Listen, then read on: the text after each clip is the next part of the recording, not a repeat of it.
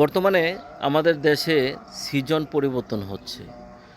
দিনে একটু একটু গরম থাকে, রাতের বেলা কিছু কিছু কুয়াশা পড়ে, ঠান্ডা পড়ে। এর কারণে প্রতিটা পরিবারেই দেখা যায় শিশু, বয়স্ক, যুবক সবাই ঠান্ডাজনিত সমস্যা, সর্দি, কাশি, জ্বর, এই সিজনাল আপনার ভাইরাস জ্বরে আক্রমণ হচ্ছে।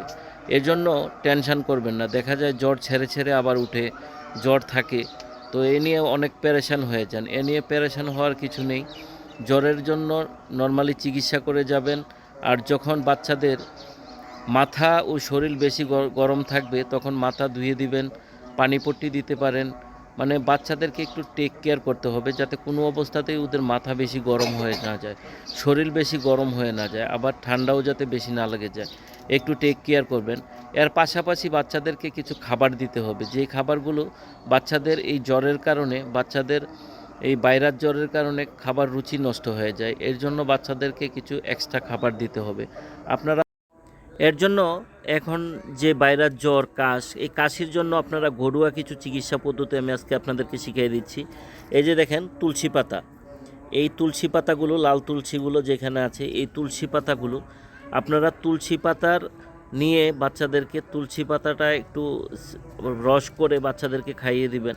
এভাবে যদি বাচ্চারা খেতে না চায়, দুধের সাথে বা মধুর সাথে মিক্সড করে খাইয়ে দিবেন, তাহলে বাচ্চাদের কাশটা দ্রুত কমে যাবে।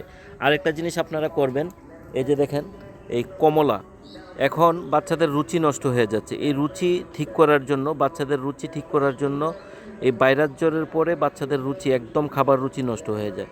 প্রত্যেকটা বাচ্চাকে এই কমলার জুস, মালটার জুস, কমলা এমনিতেই খাওয়াতে পারেন, মালটাও খাওয়াতে পারেন। কমলার জুস এবং মালটার জুস এবং লেবু, আপনার সবগুলো আমাদের এই ঘরোয়া পরিবেশেই পাওয়া যায়। লেবু প্রত্যেকটা পরিবারেই থাকে। লেবুর জুস খাওয়াবেন, লেবু খাওয়াবেন, লেবুর শরবত খাওয়াবেন, একটু চিনি দিয়ে লেবুর শরবত করে খাওয়াবেন। তাহলে এই বাচ্চাদের যে রুচিটা নষ্ট হয়, মুখে যে ঘা হয়, এই ভিটামিন সি এর কারণে যে ঘাটা হয়, এই ঘাটা দূর হয়ে যাবে।